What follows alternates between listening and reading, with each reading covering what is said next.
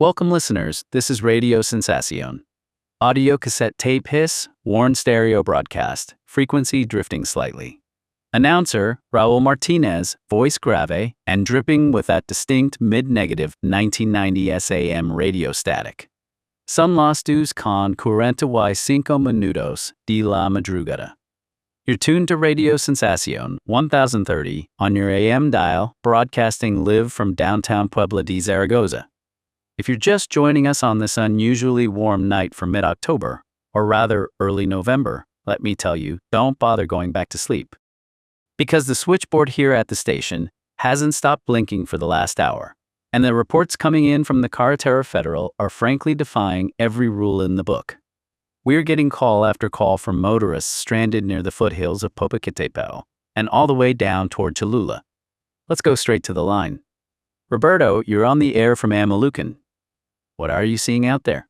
Roberto, via scratchy telephone line, breathing heavily.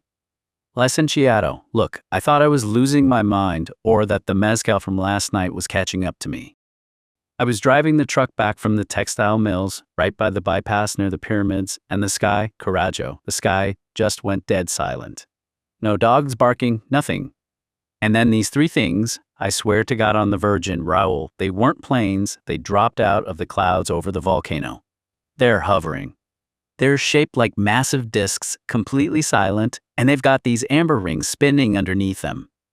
The headlights on my Nissan just died. The dashboard went completely blank to do muerto. Announcer. Amber rings, Roberto? Are we talking about a formation, or are they stationary? Roberto. They're moving toward the city, Raul. Slowly, like they're looking at something. And the military, the federales, they're already moving vehicles down the Puebla Flap highway, but nobody's saying a damn word. Announcer. Gracias, Roberto. Stay off the main roads if you can. Folks, if you're driving out near Cholula or approaching the Periférico, turn your hazard lights on and pull over. A sudden sharp feedback squeal pierces the broadcast as the studio monitor echoes. Hold on, listeners, we've just received a teletype flash coming through from the newsroom desk. Hang on, let me read this as it's coming in. Atención a todas las frecuencias. The Federal Electricity Commission, la CFE, is confirming an unprecedented, total grid collapse affecting the entire southern sector of Puebla. Substations in Atlixco and San Martin Texmelucan are reporting massive electromagnetic anomalies. Transformers aren't just blowing, they're melting from the inside out.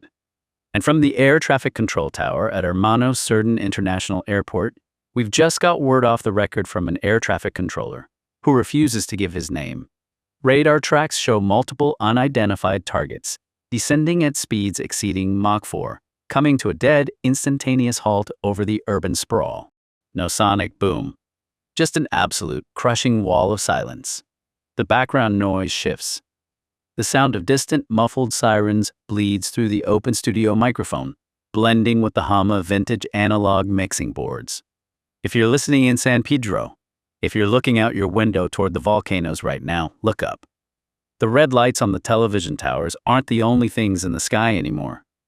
We are staying on the air all night. Do not touch your dial. Radio Sensacion will be right back after the station identification. Stay inside, lock your doors, and keep praying. The cassette hiss intensifies as the audio continues uninterrupted, the cassette deck motor whirring faintly in the background. Announcer, Raul Martinez, voice rough, tension cracking the cadence. We are still on the air. Radio Sensacion, AM 1030. It's now 3:10 in the morning. If you've just tuned in from your transistor radio, stay put. Don't go outside. I don't care if your neighbor is shouting out on the street, do not go out onto the balcony. The phone lines into the station are completely jammed, but we've just had a patched-in line from a colleague of ours, a reporter stationed right near the Zocalo in downtown Puebla. Let's go to him live. Sergio. Sergio, can you hear me? Are you there? Sergio, via cellular carrier static, voiced over distant, howling CAR alarms. Raul? Raul, I'm standing right on the roof of the parking structure next to the cathedral. I can see it. Dios mío, I can see the entire valley. Announcer. Describe it, Sergio. Talk to me. What are you looking at? Sergio. The city lights, half of Puebla, is pitch black. The power grid in the historic center just went out block by block, like someone flipped a giant knife switch. But it's not dark, Raul. It's illuminated by them. There are 5 craft. They aren't airplanes, they aren't helicopters. They're enormous, dull metallic discs hovering right above the colonial rooftops. Perfectly still. They look like raw, brushed steel, reflecting the moonlight, but underneath each one, there's this massive rotating ring of burning amber light. It's casting these long, shifting shadows over the Catedral de Puebla. And the sound, Christ, the sound is vibrating right through my teeth. It's not an engine roar. It's a deep, rhythmic, metallic pulse, like a heartbeat coming from inside the earth itself. Thump, thump. Every time it hits, the car alarms down in the street go off in unison. Announcer. Sergio, are you seeing any military presence? What about the 25th military zone? The barracks are right down that way. Sergio, voice rising, suddenly frantic. Wait. Raul, look. Look at the base of the largest one, right over the Barrio del Artista. A sudden sharp high-frequency shriek pierces the phone line, completely drowning out Sergio's voice for 3 agonizing seconds. Sergio, screaming. It's a beam! It's not a searchlight, it's pure white light shooting straight down into the plaza. The colonial lamps on the street corners, they didn't just break, they dissolved. The pavement is cracking. A deafening metallic crash and a distant low-end rumble that rattles the AM microphones in the studio. Sergio. Está bajando. La nave está bajando. A wet, static choked pop, followed by an absolute, deafening burst of carrier feedback. The line goes completely dead. Announcer breathing heavily into the open mic, silence surrounding him in the sound booth. Sergio. Sergio, pick up. Sergio. The sound of shuffling papers, a chair screeching back against the floor tiles in the studio. Listeners, we've just lost the line to downtown. The signal from the central plaza is gone. If you are listening in Cholula and Atlixco, across the entire state of Tlaxcala, the federal highways are entirely blocked. We are getting fragments of emergency radio traffic from the military channels. They are attempting a mobilization along the VW plant corridor, but the vehicle electronics are failing. Every single dashboard, every ignition system, every radio frequency is dying the second those craft pass overhead. We are flying blind. The night sky over Puebla is burning amber. Stay away from the windows, lock your doors, and keep your families together. If this is our final broadcast, God protect us all. The cassette hiss deepens into a steady, monotonous white noise as the studio automation system takes over. Automated emergency alert system, metallic synthesized voice crackling through the AM speaker. Atención. Sistema de alerta temprana. All regional transmissions are now under federal civil defense routing. Do not attempt to use telephone lines. Do not tune to commercial frequencies. The automated voice cuts out abruptly, replaced by raw, unfiltered shortwave audio, captured from a military frequency at the LA Malinche listening post. Military radio operator, voice strained, static heavy, Spanish shouted in the background. Amanani. The radar returns from the upper airspace. They aren't descending anymore. They're multiplying. Second voice, calm, though breathing rapidly. What do you mean multiplying? Give me coordinates. First voice. We can't track coordinates, sir.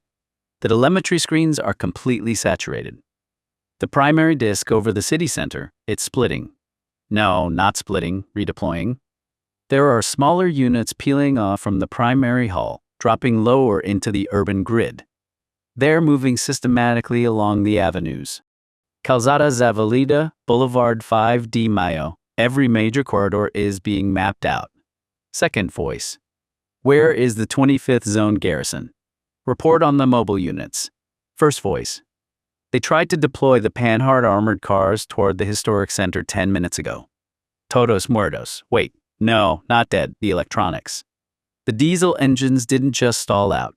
The internal wiring harnesses literally fused together from the thermal induction. The men abandoned the vehicles. They're running back on foot toward Anauco.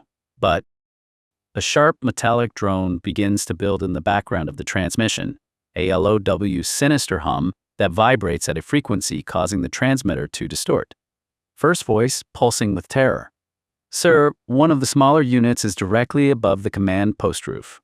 It's not making a sound except for that subaudible whine. The fluorescent lights in the bunker just exploded.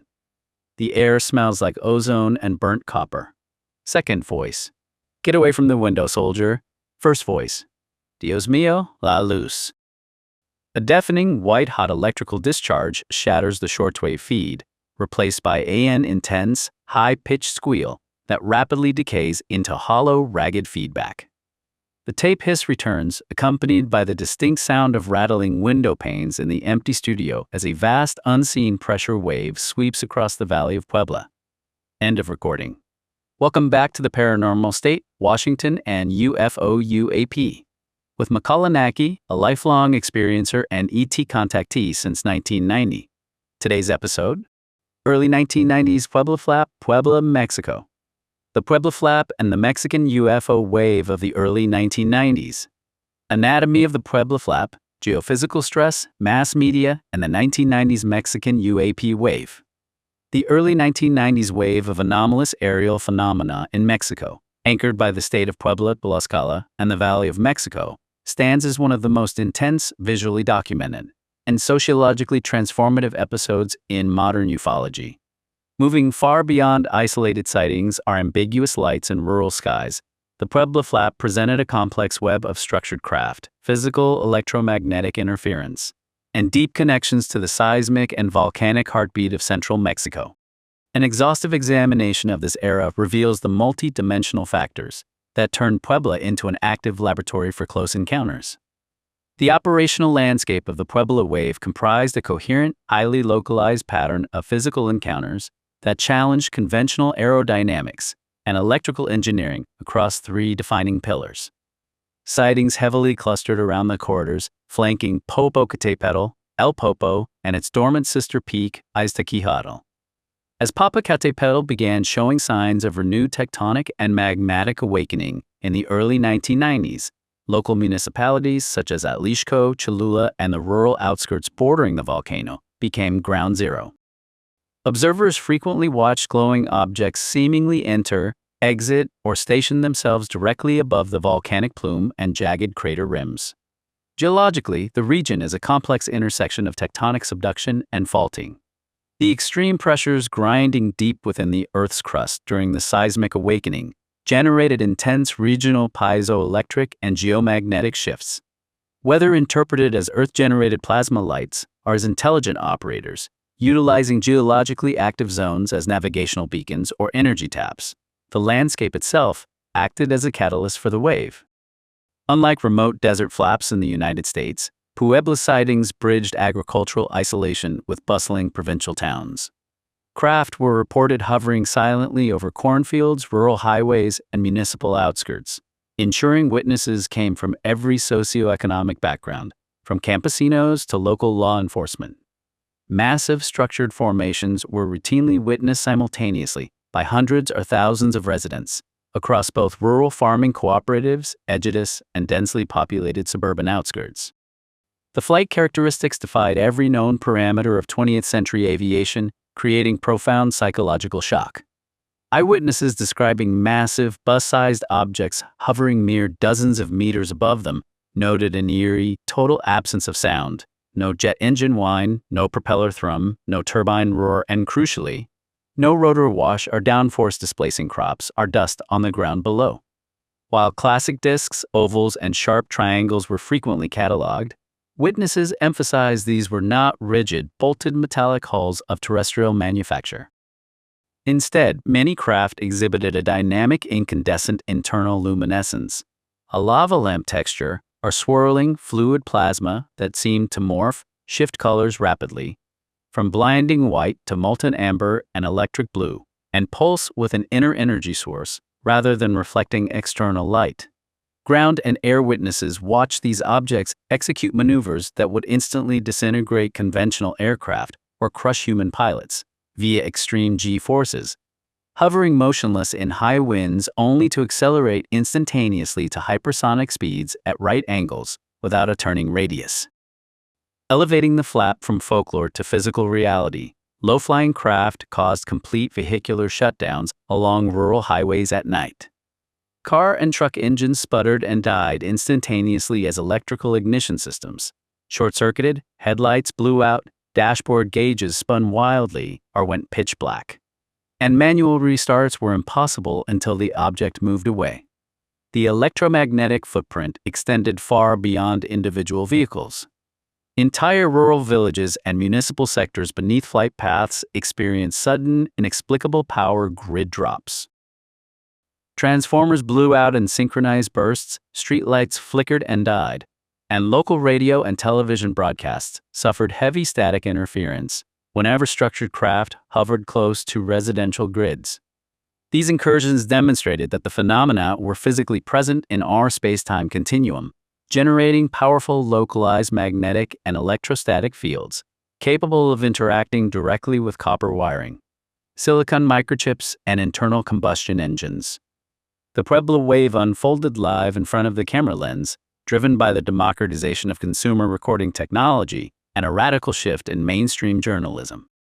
Compact, affordable consumer camcorders, manufactured by companies like Sony, Panasonic, and JVC, flooded the Mexican market in the early 1990s.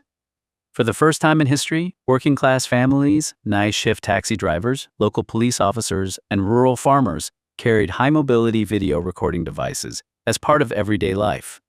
Unlike still photos capturing a single millisecond of ambiguity, consumer camcorders recorded continuous motion, changing lighting conditions, acoustic environments, and spatial context when luminous spheres or structured craft appeared. The resulting tape archives captured hours of anomalous behavior. Glowing orbs executing razor-sharp 90-degree turns at hypersonic velocities, objects hovering motionless amidst high-altitude winds, and fluid light formations shifting shape without deceleration arcs. Prominent Mexican journalist and investigator Jaime Maussan brought professional broadcast standards to a topic previously relegated to tabloid journalism.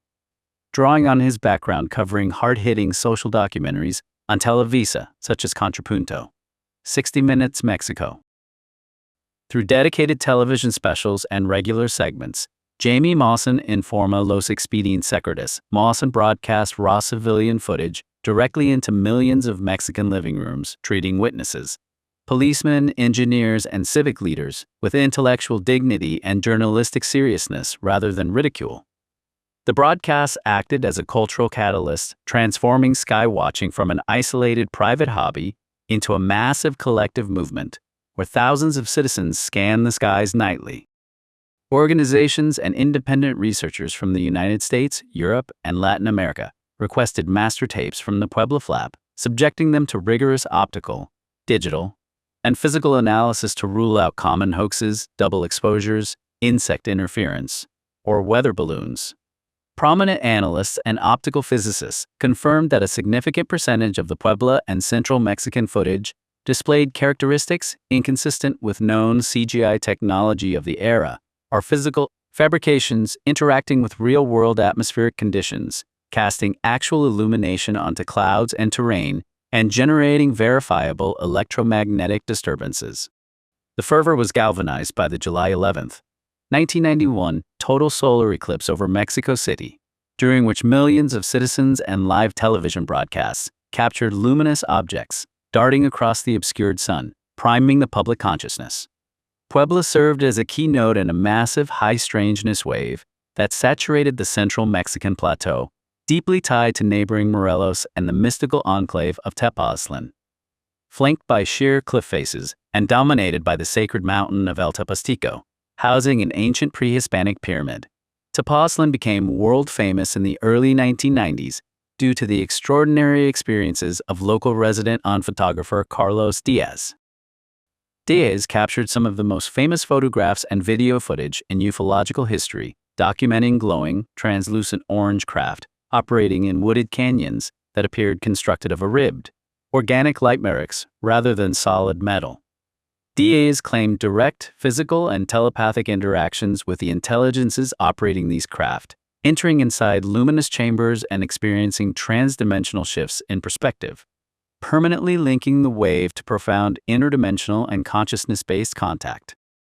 Developed by geophysicists, TST posits that immense mechanical stress grinding along subterranean fault lines containing quartz-bearing rocks, like granite or volcanic andesite, can generate powerful piezoelectric electrical potentials that discharge into the atmosphere.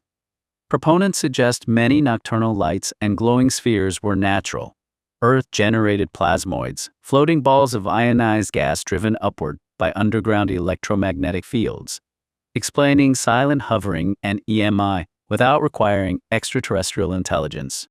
Researchers noted a critical paradox. While tectonic strain could explain plasma balls, it struggled to account for geometrically complex, structured craft responsive to human thought, camcorder flashes, and group meditation protocols. This led to a synthetic hypothesis. Ancient geological fault lines and volcanic zones act as natural portals or energetic amplifiers, simultaneously triggering Earth lights and facilitating the manifestation of higher density, non-human intelligence. The Puebla Flap wave broke the Anglo-American monopoly on ufology, Roswell, Rendlesham Forest, proving Latin America possessed a vastly more intense daily interaction with anomalous phenomena. Unlike Western nations where witnesses face severe social ridicule, Mexican society, steeped in a syncretic worldview blending ancient Mesoamerican cosmology with modern spirituality, embraced the wave with openness, turning sky watching into a communal, familial activity. The early 1990s Puebla Flap redefined modern ufology by demonstrating what happens when a geophysically active region is suddenly flooded with consumer recording technology and an open cultural framework. It transformed the Mexican skies into a global stage, proving that anomalous phenomena are intimately tied to the living, breathing geology of our planet, unfolding as a deeply rooted physical and consciousness-adjacent reality across the volcanic valleys of Mesoamerica. Look, let's be entirely honest with ourselves. If an extraterrestrial civilization with technology advanced enough to bridge the unfathomable cold chasms of interstellar space were to finally reveal themselves to humanity, where would they choose to touch down? Paris? New York? Tokyo? Absolutely not. Naturally, they'd park their oversized hubcaps directly over Puebla, Mexico, right in the middle of a random Tuesday night in the early 90s. Purely because they heard the local Semitists were out of this world and wanted to see what all the fuss was about. The legendary 1990s Puebla UFO Flap remains the ultimate masterclass in Mexican resilience meeting cosmic absurdity. While the rest of the global scientific community was busy peering through telescopes, looking for polite little green men who wanted to exchange equations, the good people of Puebla were standing on their flat rooftops at 3 in the morning in their undershirts and plastic slippers, shouting insults at glowing amber saucers like they were rowdy teenagers on a Saturday night. Instead of cowering in terror under the kitchen table, the average Pueblano's immediate reaction to an apparent interplanetary invasion was a classic unimpressed sigh. I know, now the power grid is down and I haven't finished watching my telenovela. It is a uniquely Mexican talent to face down a potential existential apocalypse with a terrifying blend of complete indifference and black humor. When your daily reality already consists of battling chaotic traffic on the Periférico, arguing with stubborn bureaucrats, dodging potholes big enough to swallow a Volkswagen Beetle, and surviving the existential dread of inflation, a fleet of silent metallic discs hovering over the Cholula pyramids barely registers as an inconvenience. It's just another Tuesday afternoon drama, albeit with shinier special effects. The aliens probably hovered over the Zocalo for 20 minutes, realized the locals were completely unfazed and more concerned about whether the corner Tiendita was still open for a cold Coca-Cola, and quietly engaged warp drive out of sheer embarrassment.